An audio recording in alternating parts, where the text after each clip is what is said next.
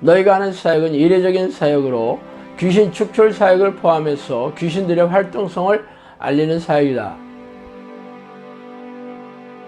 오래전 평신도 시절에 저는 영적 세계와 귀신의 존재에 대해 호기심이 적지 않게 있었어요. 그러다가 하나님의 부르는 기도를 시작한 지 10년이 지난 어느 날 천사라고 자신의 신분을 밝힌 영이 저를 찾아오는 것을 시작으로 영적 세계에 걷잡을 수 없이 빨려 들어갔죠. 책에서 소개한 25가지의 사건들은 사실 빙산의 일각이에요. 귀신들은 입을 통해서 음성으로 말하기도 하며 누군가가 귀에다 대고 말해주는 것처럼 영음으로 말해주기도 합니다. 또한 사람 안에 잠복하여 뇌를 장악하고 조종하고 모든 신체 기관을 움직일 수도 있어요. 물론 대부분의 귀신들은 자신의 존재를 감쪽같이 속여 숨어서 조종하지만 말이죠. 귀신들이 잠복하여 들어가 있는 정신질환 환자들에게서 귀신을 쫓아내면서 정신질환과 고질병을 취하면서 제 주장을 증명해오고 있습니다. 그동안 저를 찾아온 사람들은 전부 교회를 열심히 다니는 교인들이었으며 그들은 자신이 다니는 교회에서의 문제를 해결할 수 없어 전전긍긍하다가 저를 찾아오느라고 말하더라고요. 성경은 우리가 사는 세상의 왕이 사탄이고 악한 영들이라고 선포하고 있지 않습니까? 그들은 놀라운 위력과 능력으로 죄의 덫을 놓고 유혹해서 죄인으로 만들어 생명과 영혼을 사냥하는 섬뜩한 놈들이라고 밝히고 있습니다. 그래서 예수님은 죄를 부추기고 죄인으로 만드는 이놈들과 피 터지게 싸워 이기는 사람들만이 생명책에 이름이 지어지지 않을 것이라고 말씀하시지 않아요? 그러므로 귀신들의 정체와 공격에 무지한 교인들은 속아서 포로로 잡혀 있으며 이 땅을 떠나면 지옥불에 던져질 운명이 셈이죠.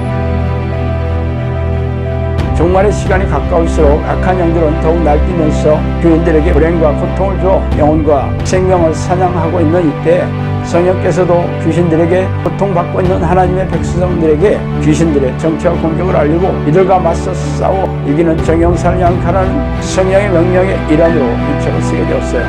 그러므로 당신도 이 책을 통해 귀신들의 정체와 공격을 잘 알고 영생을 준비해야 하지 않겠어요? 정신을 바짝 차리고 영적 전쟁을 준비하지 않는 사람들은 죄다 이놈들의 포로가 될 것이라는 것을 명심하기 바랍니다.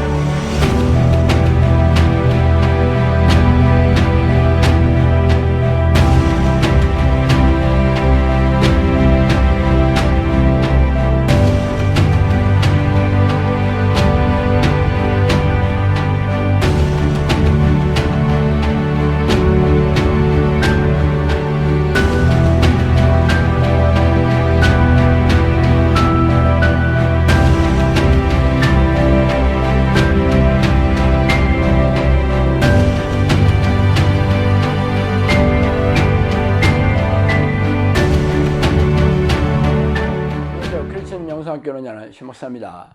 오늘은 인생에 답이 없어야 기도를 찾게 된다는 점을 한번 생각해 보겠어요. 당신이 규칙적으로 기도하는 습관을 들이지 않은 이유는 기도의 필요성을 절실하게 느끼지 않아서겠죠?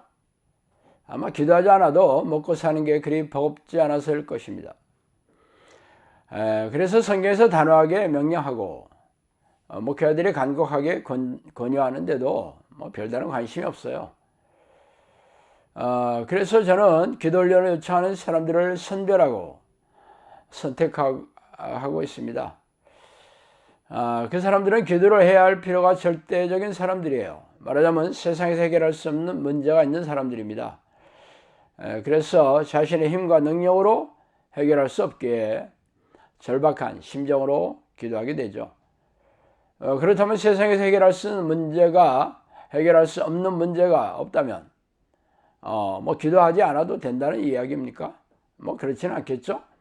기도하지 않아도 된다는 게 아니라 기도할 필요성을 별로 느끼지 못하며 설령 기도를 시도해도 간절히 기도하지 않기 때문이죠.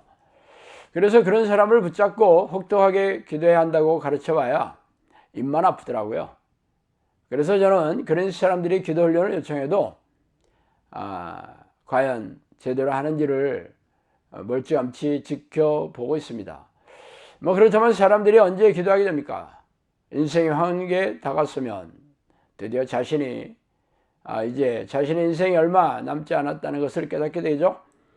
말하자면 인생이 무상함과 흙먼지같이 무능하고 무기력한 자신의 존재감을 비로소 깨닫게 되죠. 그래서 적어도 50세 이상이 되어야 비로소 인생의 의미를 곱씹기 시작합니다. 60세가 넘어가면 살아온 인생의 성적표가 거반 나오기 때문이죠. 그러나 아직 청춘이거나 인생을 꽃피우는 시기에 있다면 자신의 힘으로 뭔가 이룰 수 있다는 자신감과 삶의 미래에 대한 희망이 살아있죠. 그런 사람들에게 인간의 무능함과 이 땅에서의 삶의 덧없음을 아무리 얘기해봐야 그들이 실감을 나지 않겠죠.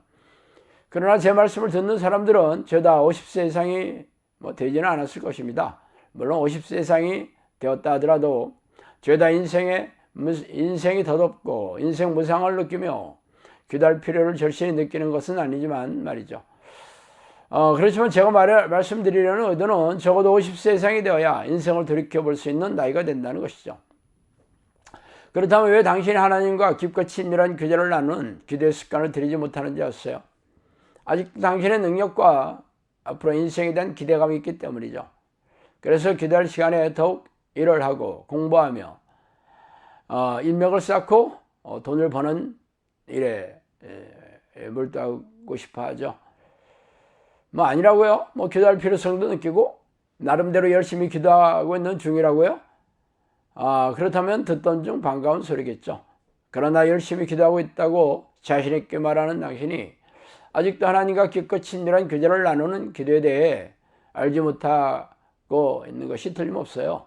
당신이 하나님과 깊고 친밀한 교제를 나누고 있다면 하나님과 하나가 된 상태를 경험했을 것이며 그런 사람들은 성경에서 약속한 기적을 불러일으키는 기도를 하고 있을 것이 분명하죠. 그러나 저는 그런 사람들을 거의 본 적이 없어요. 그러나 그들 나름대로 열심히 기도하고 있다는 사람들은 수도 없이 보았습니다. 그들은 그런 증거로서 그동안 해온 새벽기도나 철야기도, 금식기도 혹은 여러 기도에 참석하여 기도했노라고 말하곤 했어요. 열심히 기도했다고 하는 것은 주관적인 판단이고 그렇기 때문에 저도 그들의 주장이 잘못되었다고 말하지는 않아요. 제가 말하고자 하는 것은 하나님과 깊고 친밀한 교제의 기도를 나누지 않는다는 것이죠. 너희가 내 안에 거하고 내 말이 너희 안에 거하면 무엇이든지 원하는 대로 구하라 그러면 이루리라. 요한복음 15장 7절이죠. 너희가 기도할 때 무엇이든지 믿고 구하는 것은 다 받으리라 하시니라. 마태복음 21장 21절입니다. 이 두 구절은 공통점이 있어요. 구하는 대로 받을 것이라는 약속이죠. 그러나 조건을 약간 다릅니다. 하나는 하나님과 자신이 하나가 되었을 때고 또 다른 하나는 믿고 구하는 것이라는 것이 다르죠. 그러나 사람들은 기도할 때 믿고 구한다고 소리를 질러대지만 응답이 오는 경우는 별로 없어요. 왜 그런지 아세요? 그들이 믿는다고 생각하는 것과 예수님께서 믿는다고 인정해주는 잣대가 다르기 때문이죠. 예수님이 말하는 믿음의 증거는 하나님과 하나가 되었을 때 비로소 나타납니다. 그러므로 하나님과 내가 하나가 되지 않은 상태에서 믿고 구한다고 목소리를 높여봤자 그 기도는 허공에 흩어지고 말겠죠. 예수께서 저희들에게 이르시되 누구든지 나를 따르려거든 자기를 부인하고 자기 십자가를 지고 나를 따를 것이니라. 누구든지 제 목숨을 구원하고자 하면 잃을 것이요 누구든지 나를 위하여 제 목숨을 잃으면 찾으리라. 마태복음 16장 24, 25절 말씀이죠. 그렇다면 하나님과 하나가 되려면 하나님 안에서 당신의 생각을 내려놓아야 할까요? 아니면 하나님이 당신 안에서 그분의 뜻을 내려놓으실까요? 당연한 얘기를 왜 하냐고요? 그렇죠. 당신이 하나님과 하나가 되려면 먼저 당신의 뜻을 내려놓아야 합니다. 당신의 계획과 목표, 생각과 소원을 내려놓아야겠죠. 그것이 성경에서는 자기 부인이라고 말하고 있습니다. 자기 부인이란 자신을 부정하는 것을 말해요. 그래서 예수님은 제자가 되려면 자기 부정부터 하라고 말씀하고 계시고 있죠. 그래서 자기를 부정하는 사람은 하나님의 뜻을 위해 맞닥뜨리는 고난과 여러 가지 힘든 불편함, 손해를 기꺼이 참고 견디겠죠. 그게 바로 십자가를 지는 것이고 십자가를 지는 사람들만이 자신의 목숨까지 기꺼이 바칠 수 있는 결단을 실천하게 되겠죠. 그러나 여전히 기도 자리에 앉았어도 자신의 욕심과 계획, 생각과 희망상을 버리지 않고 있다면 아무런 일도 일어나지 않을 것입니다. 그런 사람들은 하나님과 하나가 될 생각이 전혀 없으며 하나님의 능력을 이용하여 욕심을 채우려는 가증스러운 사람일 뿐이겠죠.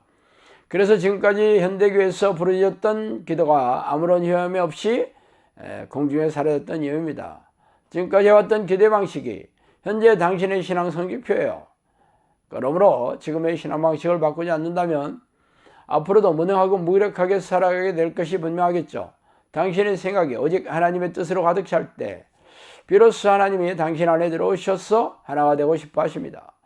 그렇다면 지금이라도 당신의 욕심과 계획, 생각과 희망사항을 버리시고 오직 하나님이 당신 안에 들어오시기를 간절히 기도하시기 바랍니다.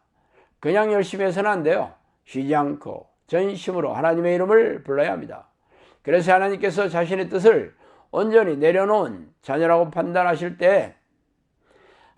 때까지 끊임없이 하나님을 불러야 비로소 하나님께서 찾아오시는 것입니다. 자, 오늘 여기까지 하겠습니다. 감사합니다.